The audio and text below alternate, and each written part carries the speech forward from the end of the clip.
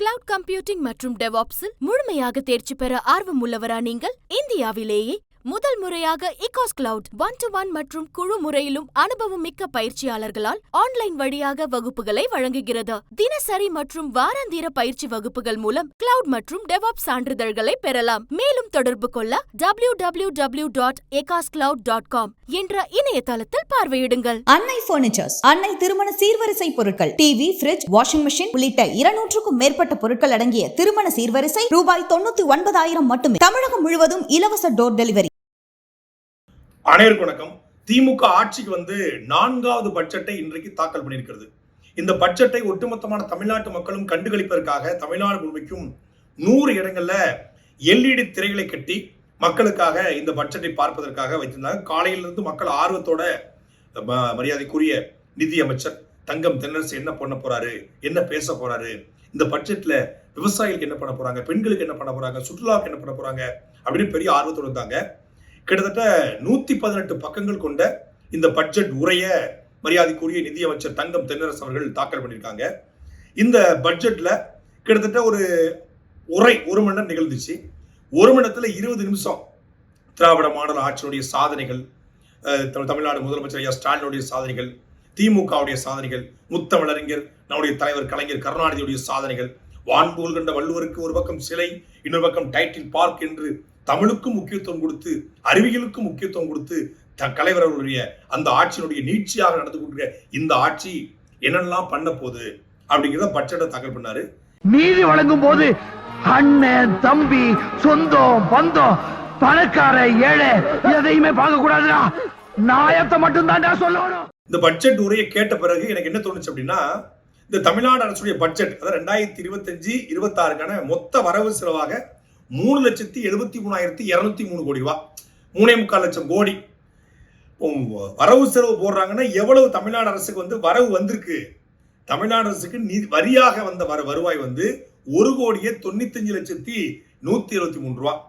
வரி இல்லாத வருவாய் 28,000 கோடி. அப்ப மொத்தத்துல பாத்தீங்கன்னா 1,95,00,000 இங்க ஒரு 28, அப்படின்னா ஒரு 1,25,00,000, அதாவது 2,25,00,000 ரூபாய் தான் தமிழ்நாடு அரசுக்கான வருவாய். பட்ஜெட் எவ்வளவு? 3,73,000 கோடி. அப்போ என்ன பண்ண போறாங்கன்னா 1,63,00,000 கோடி, கிட்டத்தட்ட 1.25 லட்சம் கோடிய கடனாக இந்த அரசு வாங்க போகுது. இந்த அரசு கடனா வாங்கினா எவ்வளவு கடன் தொகை இருக்குன்னு சொல்லி மரியாதைக்குரிய தமிழ்நாடு நிதியமைச்சர் சொல்றாருன்னா, கிட்டத்தட்ட 9,25,000 கோடி ரூபாய் கடன் 25-26ல இருக்கும். அதாவது திமுக ஆட்சிக்கு வரும்போது 5.25 லட்சம் கோடி கடனு, திமுக ஆட்சியை முடிக்கும் போது 9.25 லட்சம் கோடி கடன். அதாவது ஆட்சிக்கு வந்து 4 லட்சம் கோடி கடன் வாங்கியிருக்கோம் அப்படிங்கிறத வெக்கமே இல்லாம சொல்லுது இந்த அரசு. ஒரு வடிவேல் படத்துல வடிவேல் வந்து மெஸ் வச்சிருப்பாரு. மெஸ்ஸுக்குள்ள வந்தோடனே ஒரு மொட்டையை போட்டு பட்டையை போட்டு அல்வா வாசு 2 பேர் இருப்பாங்க. முதலாளி 500 வடகாளி, 500 பூரிகாளி, 500 சப்பாத்தி காளி அப்படிம்பாரு. சூப்பர்ரா, ஒரு முதலாளி உங்களை மாதிரி மகிழ்விக்க முடியுமா அப்படின்னு கல்லாப்பட்டி தரும்போது கல்லாப்பட்டியும் காலியா இருக்கும். அது மாதிரி இந்த அரசு பள்ளிக்கல்வித்துறை சாதனை, தொடர்வண்டித்துறை, இதுல போக்குவரத்துல சாதனை, பால்வளத்துறை சாதனை, எல்லாம் சாதனை. அப்புறம் கடனு 9 லட்சம் கோடி. இல்லத்தரசிகளுக்கு 1000 ரூபாய், மாணவிகளுக்கு 1000 ரூபாய், மாணவர்களுக்கு 1000 ரூபாய். இதை தவிர அப்புறம் இந்த இலவச பேருந்து, இந்த 4 திட்டம், இந்த 4 திட்டத்தை தவிர நாங்கள் மாணவிகளுக்கு 1000 ரூபாய் கொடுத்தோம், மாணவர்களுக்கு 1000 ரூபாய் கொடுத்தோம், பெண்களுக்கு 1000 ரூபாய் கொடுத்தோம், இலவச பேருந்து விட்டோம். இங்க 9.5 லட்சம் கோடி கடன். அதாவது பூரி வித்து போச்சு, வடை வித்து போச்சு, சப்பாத்தி வித்து போச்சு, கல்லாப்பட்டி காலி ஆயிடுச்சு. இந்த பட்ஜெட்ல எந்தெந்த துறைக்கு எவ்வளவு கோடி ஒதுக்கியிருக்காங்க அப்படிங்கறத நம்ம பார்க்கலாம். முதல்ல வந்து பள்ளிக்கல்வித்துறைக்கு எவ்வளவு ஒதுக்கியிருக்காங்கன்னா, பள்ளிக்கல்வித்துறைக்கு 46,761 கோடி ஒதுக்கியிருக்காங்க. ஒதுக்கியிருக்காங்க அப்படின்னா உங்களுக்கு புரியுதுல? ஒதுக்கியிருக்காங்க. ஈடிக்கு தெரியாம, ஐடிக்கு தெரியாம ஒதுக்கியிருக்காங்க. போன வருஷம் பள்ளிக்கல்வித்துறைக்கு 46,000 கோடி ஒதுக்குனாங்க. இந்த வருஷம் 47,760 கூட ஒதுக்கியிருக்காங்க. போக்குவரத்து துறைக்கு இந்த ஆண்டு 12,977 கோடி ரூபாய். ஓடாத பேருந்து, ஓட்ட பேருந்து, மழை பெஞ்சா ஒழுகிற பேருந்து, படிக்கட்டே இல்லாத பேருந்து, கண்ணாடி இல்லாத பேருந்து, அந்த பேருந்துக்கு போக்குவரத்துக்கு 12,977 கோடி ரூபாய் யாருக்கும் தெரியாம ஒதுக்கி இருக்காங்க. அடுத்ததாக நகர்ப்புற வளர்ச்சி ரொம்ப முக்கியம் இல்லையா? City development. அதுக்காக 26,678 கோடி ரூபாய ஒதுக்கியிருக்காங்க. யாரும் தெரிஞ்சிடக்கூடாது, ஈடி வந்துடக்கூடாது. 26,670 கோடி ரூபாய் ஒதுக்கியிருக்காங்க. அடுத்ததாக ஊரக வளர்ச்சித்துறை, கிராம முன்னேற்றம், அது ரொம்ப ரொம்ப முக்கியம். அதுக்கு எவ்வளவு ஒதுக்கிருக்காங்கன்னா 29,420 கோடி ரூபாய் என்ன பண்ணிருக்காங்க, ஒதுக்கியிருக்காங்க. ஒதுக்கி உள்ள வச்சுட்டாங்க. மின்சாரத்துறை 21,178 கோடி ரூபாய். மின்சாரத்துறைக்கு ஐயோ, மின்சாரத்துறை கொஞ்சம் என்ன சித்தில் பாலாஜி கட்டுப்பாட்டு இருக்கு. அது அமலாக்கத்துறை வந்து கண்ணு கருத்துமா இருக்கு. அப்ப நம்ம அதை என்ன பண்ணா அதை பத்திரமா ஒதுக்கணும், நல்லா உள்ள வச்சு ஒதுக்கணும். இந்த வாட்டி என்னங்கப்பா வச்சிருக்கீங்கப்பா? சொந்த பந்தங்கள் கூடும் விழா.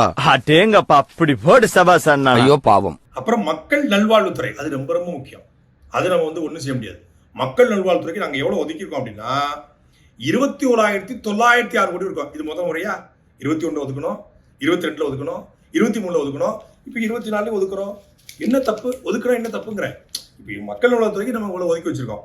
அதே போல தமிழ்நாட்டுடைய மிக முக்கியமான ஒரு துறையா இருக்கக்கூடிய உயர்கல்வித்துறை, அதுக்கு நாங்க ஒதுக்கிட்டோம். எவ்வளவு? 8,400. யாரு உயர்கல்வித்துறை? கோவி செழியன். ஒதுக்குவோம்ல, நாங்களும் ஒதுக்குவோம்ல, எங்களுக்கும் ஒதுக்க தெரியும்ல, புதுசா அதுக்கு ஒதுக்கியிருக்கோம்.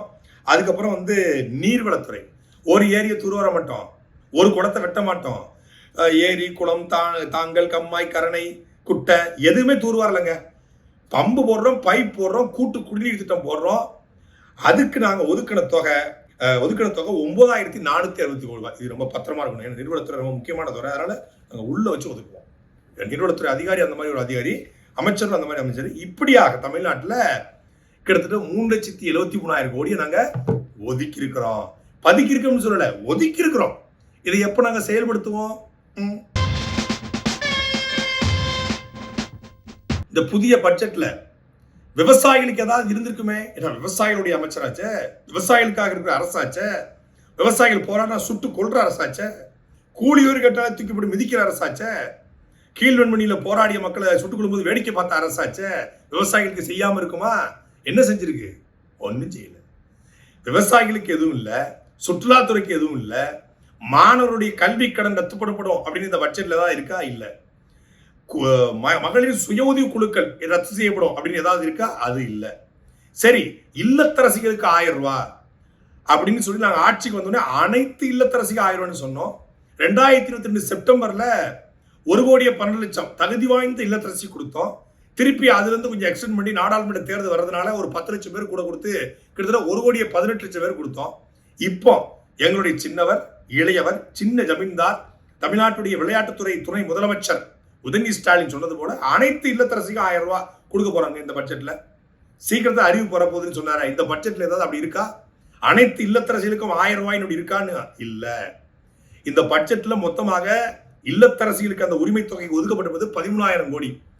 13,000 கோடி அப்படின்னா தமிழ்நாட்டில் 2,12,00,000 ரேஷன் கார்டு. 2,12,00,000னா ஒரு மாசத்துக்கு 21,000 கோடி தேவைப்படுது. மொத்தமா ஒதுக்குனதே 13,000 கோடி தான். அப்படின்னா ஏப்ரல் இருந்து கடந்த அடுத்த மார்ச் வரைக்கும் இந்த 12 மாசத்துக்கு 1,20 லட்சம் ரேஷன் கார்டுக்கு மட்டும்தான் கொடுக்க முடியும். கூடுதலா ஒரு 10 லட்சம் ரேஷன் கார்டு கொடுக்கலாம்.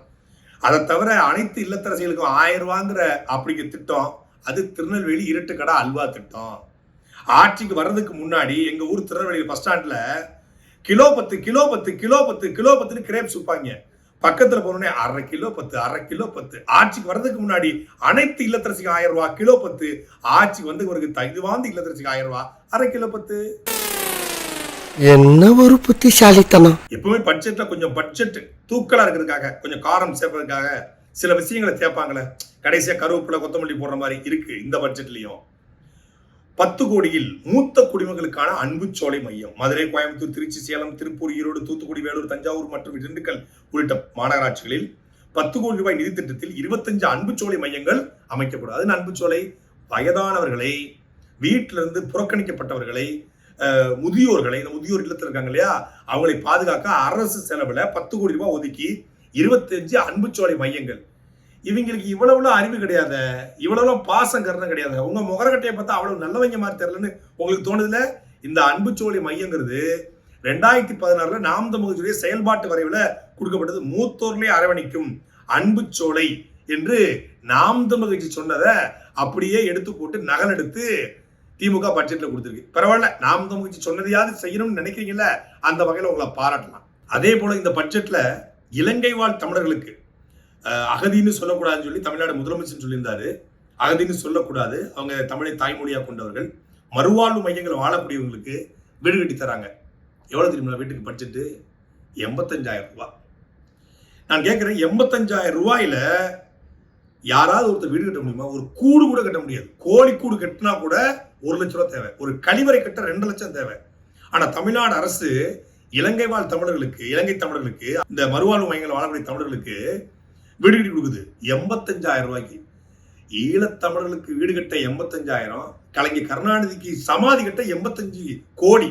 85 கோடி இங்க இருக்கு, 85,000 ரூபாய் இங்க இருக்கு. பேனா சிலைக்கு இவங்க போட்ட பட்ஜெட்டே 1 லட்சம் கோடி. சமாதி மட்டுமே இப்ப 2.5 ஏக்கர்ல 85 கோடிக்கு மேல 200 கோடிக்கு மேல செலவு பண்ணிருக்காங்க. ஆனா இங்க வீடு கட்டுறதுக்கு 85,000. இதுல வந்து 3,500 கோடி 1 லட்சம் வீட்டுக்கு ஒதுக்கிருக்காங்க தமிழ்நாடு முழுக்க. 3,500 கோடி 1 லட்சம் வீடு 3.5 லட்சம் ரூபாய். 3.5 லட்சம் ரூபாயில வீடு கட்டலாம். அப்ப அந்த அளவுக்கு தான் தமிழன் வந்து இந்த அரசு நிலைக்குது. இதை விட பெரிய கொடுமை இந்த அரசு இந்த பட்ஜெட்ல ஒண்ணு இருக்கு. பட்ஜெட் என்ன தெரியுமில்ல? பள்ளிக்கல்வித்துறை 2021 அறிவிச்ச, நாங்கள் ஆட்சிக்கு வந்தால் மாணவர்களுக்கும் லேப்டாப் கொடுப்போம் +2 மாணவிகளுக்கு. இந்த பட்ஜெட்ல சொல்லியிருக்காங்க. 21 செய்யல, 22 செய்யல, 23 செய்யல, 24 செய்யல, 25 செய்ய போறாங்க. 21, 22, 23 கேட்டதுக்கு என்ன தெரியுமா சொல்லிச்சு இந்த அரசு? சிப் தயாராகல, பல்கா ஆர்டர் கொடுக்கறதுனால வந்து ப்ரொடக்ஷன் வந்து இன்னும் டிலே ஆகிட்டு இருக்கு, அது டேப்பா லேப்டாப்பான்னு குழம்பிட்டு இருக்கோம். கிட்டத்தட்ட 28 முறை பேட்டி கொடுத்தார் மகேஷ் பொய்யாமொழி. இப்பதான் வந்து டேப் ஆர் லேப்டாப் ரெண்டுல எது விரும்புறாங்களோ அதை மாணவர்கள் வந்து பெற்றுக்கொள்வாங்க. எப்ப? மார்ச் மாசம் கொடுத்துருவீங்களா? ஏப்ரல்ல வந்துருமா? மேல, ஜூன்ல, ஜூலைல, ஆகஸ்ட்ல? இப்ப இந்த திமுக இப்ப 2026 தேர்தல் வரப்போதுன்னு இப்ப லேப்டாப், மகளிருக்கு ஒரு 10 லட்சம் பேருக்கு எக்ஸ்ட்ரா உரிமை தொகை பட்ஜெட் போட்டிருக்காங்க. அப்படி இந்த பட்ஜெட்ல போட்டதை போன வருஷம் பள்ளிக்கல்வித்துறை 46,000 கோடிக்கு என்ன பண்ணிருக்கீங்க? எவனாவது ஒருத்தன் சொல்லுங்கடா. போக்குவரத்துறைக்கு போன வருஷம் போட்ட பட்ஜெட், உயர்கல்வித்துறைக்கு போன வருஷம் போட்ட பட்ஜெட், சுற்றுலாத்துறைக்கு, பெண்கள் மேம்பாடுக்கு, சாலைக்கு, கலைஞர் வீட்டு வசதி திட்டத்துல, கலைஞர் மருத்துவமனையில போட்ட பட்ஜெட்டுக்கு என்ன பண்ணிருக்கீங்க? எவ்வளவு செலவு பண்ணிருக்கீங்க? போன வருஷம் போட்ட பட்ஜெட்டை எதுவும் செய்யல. போன வருஷத்துக்கு முந்தின வருஷம் போட்ட பட்ஜெட் எதுவும் செய்யல. 70 வருஷ திமுக ஆட்சியில 70 ஆண்டுகளை மாறி 6 முறை 7 முறை ஆண்டிருக்கீங்க. 70 வருஷமா வீடு கட்டக்கூட ஆள் இல்லாம இருக்கான். இப்ப சொல்றாங்க 5 லட்சம் பேருக்கு ஆட்சேபனை இல்லாத இடத்துல இருக்கவங்களுக்கு நாங்க பட்டா வழங்குவோம். நமக்கு எவ்வளவு ஒரு கேள்வி வரும். 2021 சட்டமன்ற தேர்தலில் திமுக தேர்தல் அறிக்கையில ஆட்சேபனை இல்லாத இடத்துல இருக்கக்கூடிய மக்களுக்கு நாங்கள் பட்டா வழங்குவோம். அப்ப 10 வருஷம் நாங்க, இப்ப 5 வருஷம் இருந்தாலே போதுமா? அப்ப 5 வருஷம் இருந்தா பட்டா வழங்க. குளத்தூர் தொகுதியில மட்டும் 13,000 பேர் பட்டா கொண்டு வச்சிருக்காங்க. ஈரோடு மேற்கு தொகுதி உட்பட்ட அருந்ததியர் காலனில கிட்டத்தட்ட ஆயிரக்கணக்கான மக்களை அறநிலைத்துறை கட்டுப்பாட்டில் இருக்க இடம்னு சொல்லி 35-40 வருஷமா வாழக்கூடிய மக்களை வந்து வெளியேற்றுறாங்க. பட்டா கேட்கிறாங்க அந்த மக்கள். தமிழ்நாடு முழுக்க பட்டா இல்லாத மக்களை இப்ப சமீபத்துல திருவள்ளூர்ல, ஸ்ரீபெரும்புதூர்ல அடிச்சு விரடிச்சு தமிழ்நாடு காவல்துறை. அப்ப இன்னைக்கு திமுகவுடைய பட்ஜெட்ல 5 லட்சம் பேருக்கு நாங்க பட்டா கொடுப்போம்னு சொல்றீங்களே, பட்டா கொடுக்கறத ஏன் அவங்களை அடிச்சு விரட்டினீங்க? அப்ப இந்த பட்ஜெட் என்பது முழுக்க தமிழ்நாடு அரசு தன் தோல்விகளை மறைக்கிற பட்ஜெட். திமுக அரசு 4 ஆண்டு அரசு அப்பட்டமா தோல்வி அடைந்திருக்கிறது. கடன்கார அரசாக ஒவ்வொரு தமிழன் தலையிலையும் 3 லட்சம் ரூபாய் கடனை வாங்கி வைத்திருக்கிறது. இந்த ஆண்டினுடைய கடன் 9,30,000 கோடி என்றால் திமுக ஆட்சி விட்டு இறங்கும் பொழுது 10 லட்சம் கோடியை நெருக்கி கடன் இருக்கும் என்றால் இது கடன்கார மாநிலமாக இருக்கும்.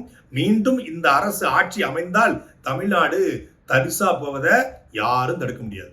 ஒரு பக்கம் தமிழ்நாடு அரசு போட்ட இந்த பட்ஜெட்டே பெரிய ஊழல் அப்படின்னா, இன்னொரு பக்கம் டாஸ்மாக் ஊழல், ரேஷன் கடை ஊழல், கழிவறை ஊழல், பல ஊழல்கள் போயிட்டு இருக்கு. இன்னைக்கு தமிழ்நாடு அரசு நம்ம கண்ணுக்கு முன்னாடி பட்டவர்த்தனமா ஒரு ஊழலை பண்ண பார்த்திருக்காங்க. தமிழ்நாடு முழுக்க தங்கம் தென்னரசுடைய பேச்சை கேட்பதற்காக, பட்ஜெட் தாக்குதலை பார்ப்பதற்காக 100 இடங்களில் LED திரை. இந்த LED திரைக்கு தமிழ்நாடு அரசு ஒரு இடத்துக்கு 25,000 ஒதுக்கியதாக சொல்லப்படுகிறது. ஒரு இடத்துக்கு 25,000னா 100 இடங்களுக்கு 25 லட்சம் ரூபாய். நான் தெரியாம கேட்கிறேன், யாரு தமிழ்நாடு அரசனுடைய பட்ஜெட்டை பார்க்க விரும்பியது? எல்லாத்தையும் செல்போன் இருக்கு, எல்லாத்தையும் டிவி இருக்கு, எல்லாரும் வந்து ஆன்லைன்ல பார்த்துக்கிட்டு இருக்காங்க, எல்லா தொலைக்காட்சியிலும் வந்து லைவ் போடுது. அப்புறம் எதுக்காக தமிழ்நாடு அரசு இதை வந்து நேரலை பண்ணணும்? இது வரைக்கும் 4 பட்ஜெட்டை தாக்கல் பண்ணீங்க. 4 பட்ஜெட்ல எதையுமே நேரலை பண்ணலையே. இது என்ன சென்னை சூப்பர் கிங்ஸோடைய மேட்சா இல்ல RCB விளையாடுறாங்களா லைவ்ல பாக்குறதுக்கு? இல்ல பெரிய உலக புகழ்பெற்ற விளையாட்டு போட்டியா லைவ்ல பாக்குறதுக்கு? பட்ஜெட்டை யாரும் அப்படி லைவ்ல பார்க்க விரும்புனது இல்லையே. பட்ட பகல்ல சுடும் வெயில்ல யாரு போய் லைவ்ல நிக்க போறா? யாருமே நிக்க மாட்டான்னு தெரிஞ்சுக்கிட்டு தான் எப்படியும் பட்ஜெட் உரையை கேட்க மாட்டான், ஸ்டாலின் பேசினா எவனும் கேட்க மாட்டான்னு தெரியும். சரி எப்படி மக்களை கவருதுன்னு சொல்லி கோயம்புத்தூர்ல அண்ணன் சீமான் பேசுறத போட்டுட்டு இருக்காங்க.